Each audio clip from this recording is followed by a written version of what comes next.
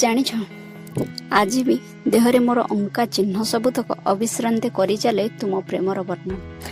ଆଉ ବଖାଣି ବସେ ମୋ ଅତିଥି ପାଖେ କେବେ ଆମ ସ୍ୱପ୍ନ ବିଷୟରେ ତ କେବେ ତୁମ ନିହାଣ ମନରେ ରଚା ସଙ୍ଗୀତ ପାରଦର୍ଶିତାର ଗାଥା। ହଁ, କେବେ ଆମ ସ୍ୱପ୍ନ ବିଷୟରେ ତ କେବେ ତୁମ ନିହାଣ ମନରେ ରଚା ସଙ୍ଗୀତ ପାରଦର୍ଶିତାର ଗାଥା।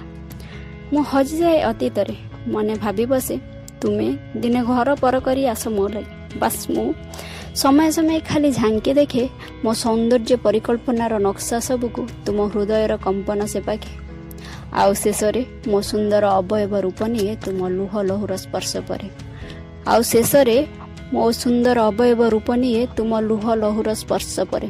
ହେଲେ ପ୍ରୀତିର ଚୈତାଳି ଚାପି ଦେଇ ବାସ୍ତବତାକୁ ସାମ୍ନାରେ ନଚି ଚେତେଇ ଦିଅନ୍ତି ପାର୍ଶ୍ୱସ୍ଥ ଶବ୍ଦମାନ କୁହନ୍ତି ବାରମ୍ବାର, ମନେ ରଖ ତୁ ତୋ ପରିବର୍ତ୍ତକର ନୁହେଁ, ତୁ ପ୍ରବର୍ତ୍ତକ ନାମେ ପରିଚିତା, ତୁ ଶିଳ୍ପୀର ନୁହେଁ, ତୁ ଖାଲି ରାଜତ୍ୱର କୀର୍ତ୍ତି ଛିଟା।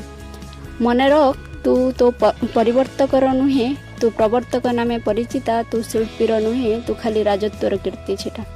ହେଲେ ତଥାପି ମୋ ମୁକ ସାକ୍ଷୀ କାହିଁ କେବେକାର ସ୍ଥିର ଚିତେ ହୋଇଛି ଠିଆ।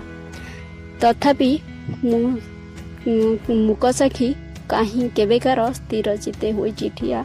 ତୁମ ନାମେ କାଳେ କେବେ କେହି ଚିହ୍ନେଇବ, ରହିଛି ଆକଣ୍ଠ ଅପେକ୍ଷା। କବିତାର ନାମ ଅପେକ୍ଷା।